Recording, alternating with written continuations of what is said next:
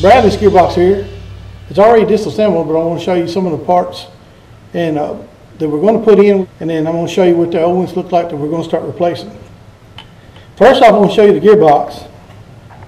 As you can see, he had a bearing that spun and caused this issue right here. I think we'll be okay, because usually when I install the bearings, I put a bearing lock on there, Loctite solid, so that should work. I also like to clean the gearbox. If you can look, I always take something like brake clean, something like that.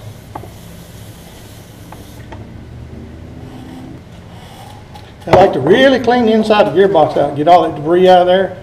You don't never know where a little piece might be hid somewhere in a crevice in here. So we like to always spray it out good, clean it out. As you can see, it's pretty clean once we do that. And you see the bearing went out, and when it did, it caused the spur gear to rub the case right here. I don't think it's too bad of a damage that we can't use it again. Looks okay. We're also going to replace all the bearings in this today. And you can see here, this piston, I think the LE was a little bit off, because you can see we're starting to wear that piston pretty bad. So we're going to replace the piston today. And we found the issue with the piston head also, where the screw head broke off in there. I was able to get it out, but I'm not going to reuse this piston head. I'm going to install a new one on it also. So I'm going to throw all these parts over here out of the way. And we're going to be replacing the cylinder today.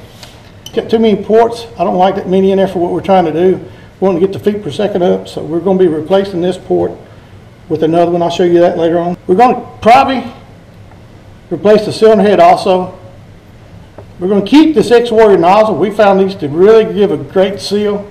I have used them in some guns that's increased the feet per second by at least 20. We're going to reuse the tappet plate. We're going to get rid of this spring here, put a new SHS 130. All right, I'm going to start by taking these bearings out.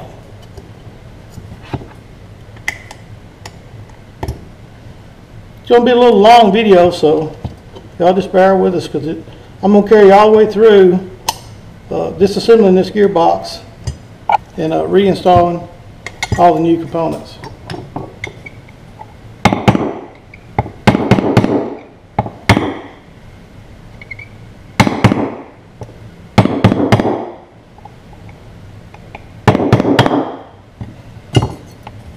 All right, we got the old bearings out of that part. And what we're going to put in here today is, we got some of these modified ceramic bearings. And here's the, it's like similar to a Loctite, but it locks in your bearings.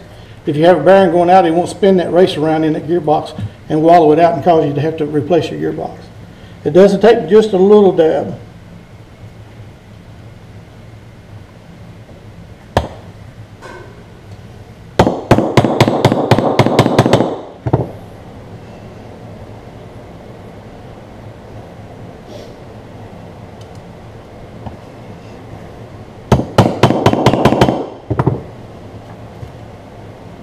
As you can see, it doesn't take much at all.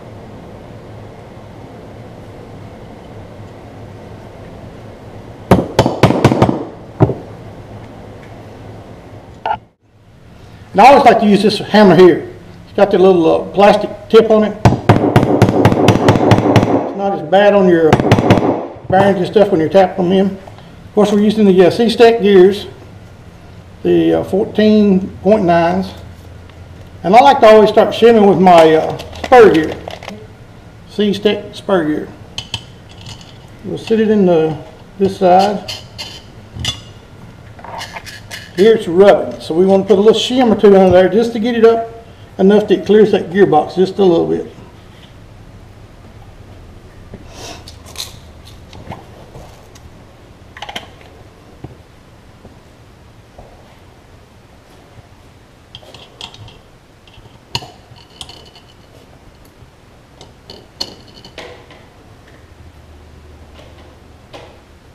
I think I'll put just one more, maybe just a little bit thicker shim. Usually I'll mic these. I'm not going to take the time to do that today, just so to speed the process up a little bit. But see how freely that gear is spinning? I'll usually go to the side and look make sure I don't have excessive amount of play. Alright, I like to put my two halves together, and then I'll see what kind of play I got, and I'll take the other part of the slack up on the other side.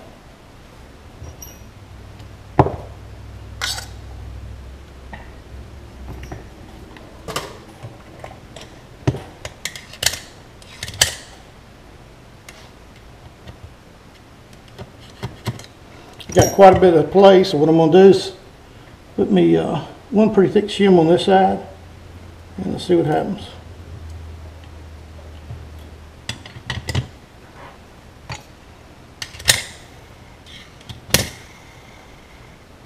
That's spinning pretty good. That's a little tight, because once I tighten the gearbox, it's going to be even tighter, so we'll take a little bit less than that shim.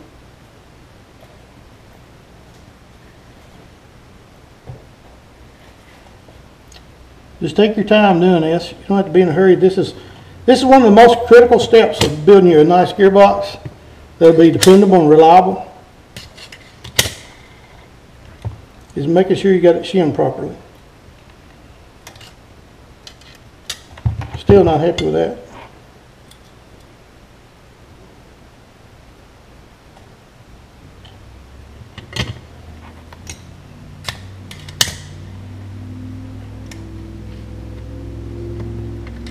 Okay, that seemed to be pretty nice. I like how that feels. I'm going to put a screw or two in the case and just tighten it down like I was finished with it, just to make sure I still have the amount of play I want to have. And then we'll go on to the sector gear.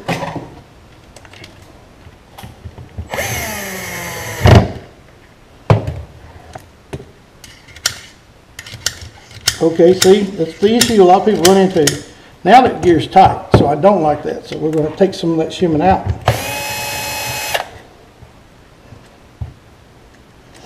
This is where people make a lot of mistakes. They go ahead and shim it thinking it's good, and then when they tighten the gearbox up, they don't realize it. But it's tightened up and it's way too tight.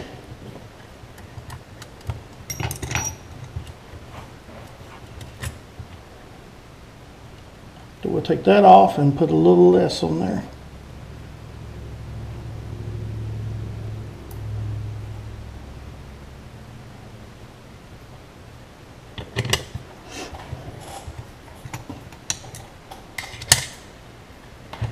Spinning nicely. Let's tighten it up again. Let's see what we have.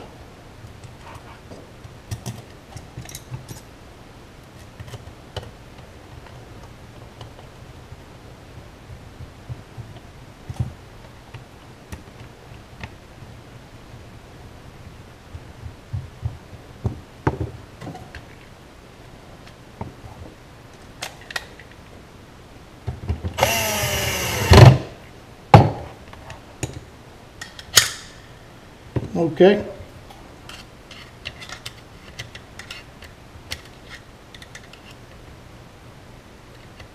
That's spinning nicely. You probably can't see down in there, but that's really spinning free. Gearbox is tight, so that's the way it should stay.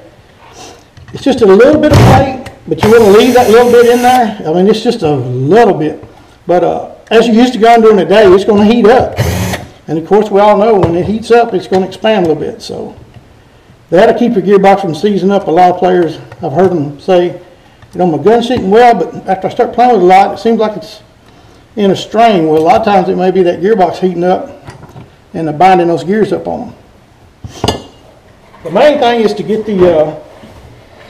that spur gear in there right, and then match everything to that. Is what I like to do. And you usually end up with a real good shim job. As you can see, that's not spinning like I want. It's touching the spur gear. So I'm going to end up putting a little bit under it to get it to clear that spur gear.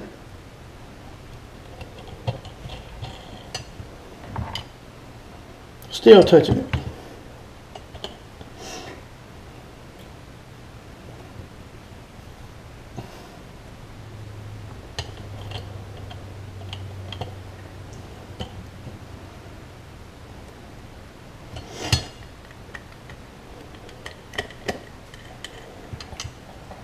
Okay. Looks like we got a little clearance there. Still not quite what I'd want. So, looks like I need to put another little shim.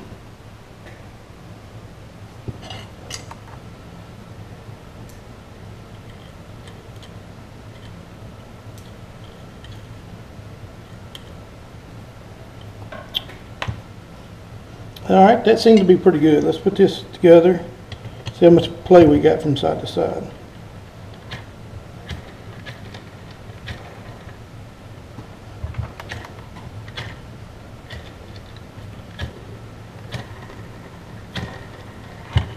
Alright, that seems to be pretty good. I'm going to screw this thing together and see how it looks.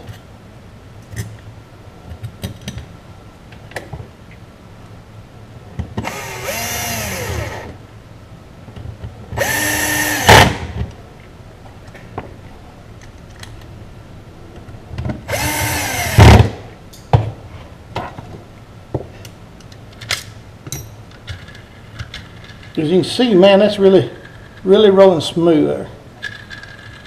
I really like these ceramic bearings. They feel nice, really nice. All right, we've got those two done. Now we're going to the bevel gear. All right, now we're going to get all that back done. We're going to put in our bevel gear.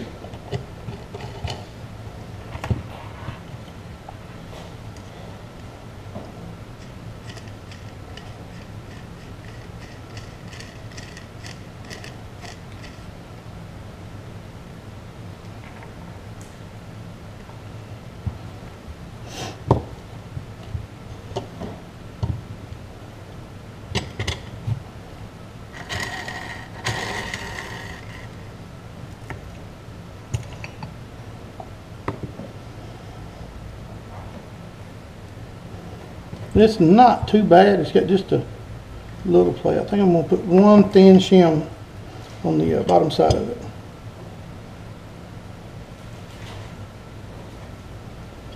One real thin shim.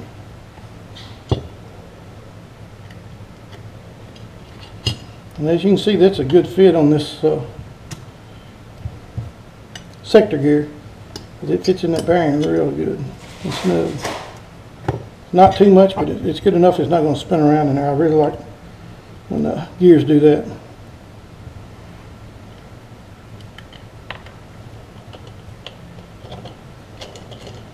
Alright, let's screw this together and see if it still spins that good.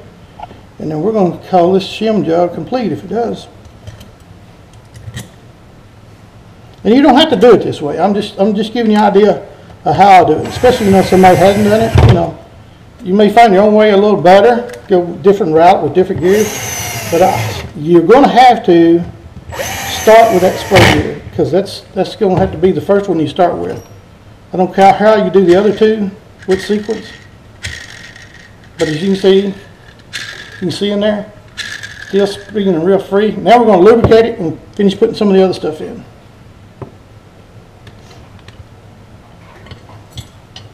Okay, we're going to take them all out. Get us a little of this grease I like to use over here. This is some stuff I found years of working with my real steel guns. It's a real great lubricant. I really like it. So it works real well on these gearboxes also. Of course, you can use any of the airsoft stuff out there. The ICS stuff in the can, I like it. It's a good little lubricant. All right, we got that in. We got all of them lubricated. Feel pretty good with that. So now we're going to go on and get our new cylinder. As you see, we're going to be putting this ultimate cylinder. We're going to change out the cylinder head, put in this ultimate cylinder head. I like to put a little silicone here just to make these O-rings slide in that cylinder so you don't have to worry about tearing it causing an air leak. As you can see, it don't take a whole lot. Just putting a little bit on there. Work that, get it in there.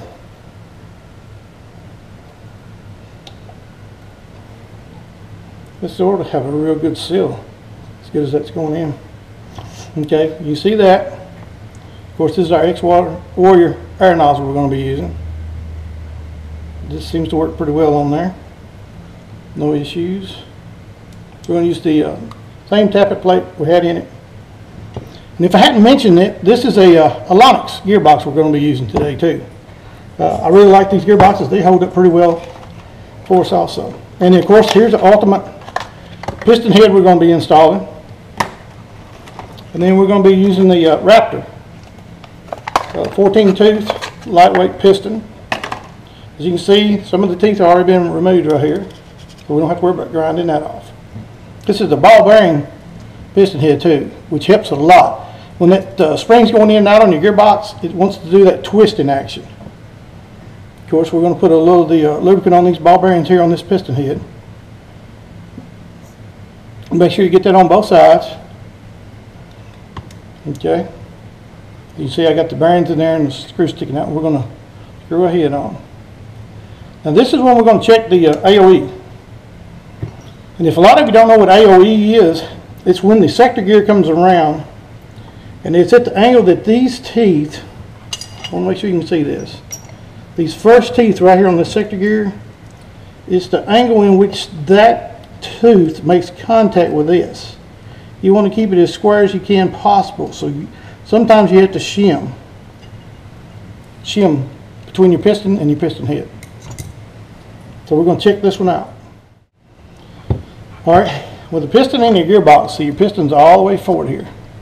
All right, you're going to roll your gears around till that sector gear starts to hit that first tooth.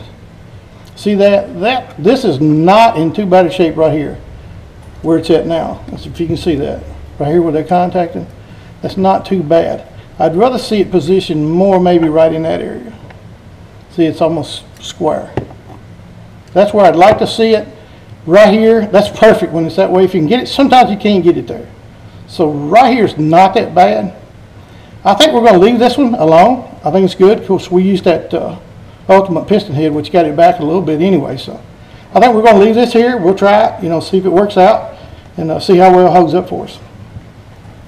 I'm going to put just a little bit of silicone on the cylinder head here, nozzle on the cylinder head where this air nozzle is going to ride. Just a little bit, don't take a whole lot. I'm also going to put a little lubricant, I like to, right here in the tracks where your tappet plate's going to ride. It doesn't take a whole lot there either, just a little bit. As you can see, I mean just a tad, it doesn't take much at all. I'm going to take this O-ring off with the piston head, put me just a little silicone on there, and I like to just take it, more or less massage it in where it's not, just a little bit of residue left on that O-ring. It doesn't take a lot there neither. As you can see, that's a good seal there.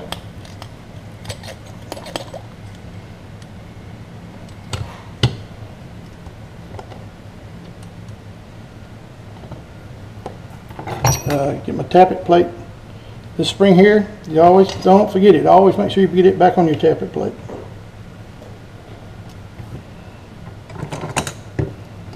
That spring's what keeps it pulled forward and make it go up in there, seal and shoot the BB.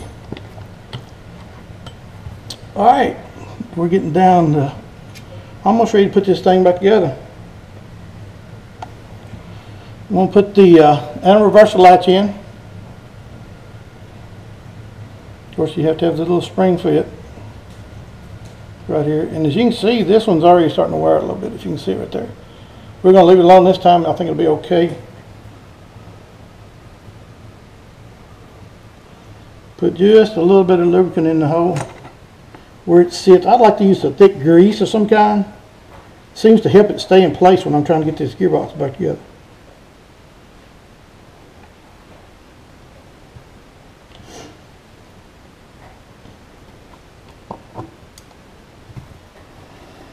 Get our trigger, get it ready to go back in. Also, make sure that spring always ends up in there. Sometimes when you're putting it together, it'll pop out on you, you don't realize it. And there's nothing worse than getting that gearbox all the way back together and find out, oh man, the spring popped out on me.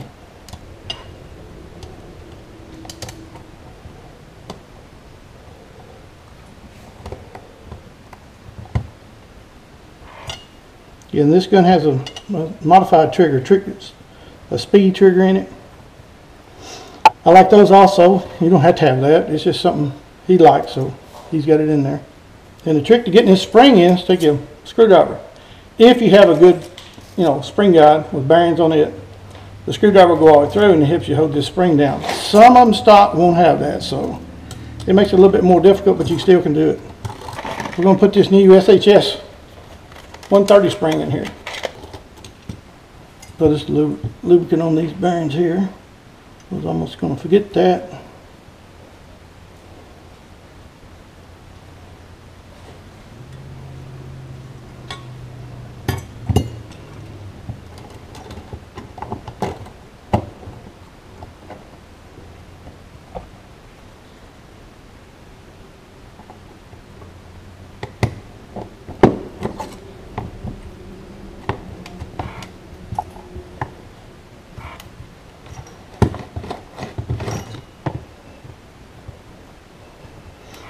Alright, that went together real well. We're going to screw it up here and get ready to put this in the gun, and that pretty well covers the shimming and installing the gears and rebuilding the gearbox. Feel free, if you have any questions, give me a call over here at CartCon1 Airsoft. I'm Dana. Just give me a call if you got any questions, and I'll try to help you all I can. And I hope this video is going to be helpful to you all. And just subscribe to our channel, give us a holler sometime, and we're going to be trying to post some more videos to help you with your guns. We'd like to do one eventually about barrel lengths and how they affect the accuracy and feet per second. But anyway, we're going to let it go for now. I'm going to finish screwing this together, and we'll put the rest of the gun back together. We'll come back in a few minutes with the chrono and let you know how it turns out. We're going to chrono test that gearbox we just assembled and see how she shoots. That's pretty nice. 370s, 380s. Let's see what our rounds per second are. Woo, 32.8. We're going to have to go down a little bit on that. 25 is our field limit. Oh, 33.65. Yeah, 385. Oh, and not bad, not bad. We could leave it that way. It'd be a good, dependable gearbox. But we're going to go back in there and slow it down a little bit, get it down that field limit. Probably just change the motor out to be able to do that, or change our battery a little bit. But anyway, hope everybody enjoys the video. Subscribe to our CartCon1 page, and we'll be back before long with another good video for you. Thank you.